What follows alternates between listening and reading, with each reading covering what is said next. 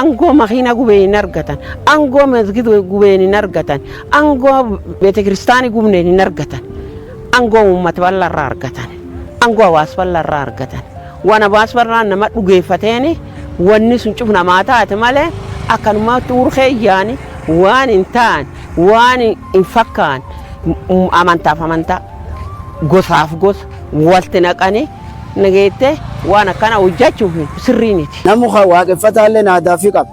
Kaallee naadaa fi qaba. Wal dandaa waliin bula. Qaraar hin baane. Kun abbootii teennan durattu amantaan tulleen jirti. Walum dandaa wal dhagaa'ee biitaan eegee waliin tissee biitaan jabeessee tokkummaa waliin bulee waan qabu walii kennee jaalalaan waliin bulaa ture. Naarwaa wanni kun dhuftuuf hin beenu. Tun tokkollee waan aadaan ta'in agar. Anam misilaan amantaanti. Obboleeyyan tiisa kiristaana hin jiru. Tawaaqeffataa hin jiru.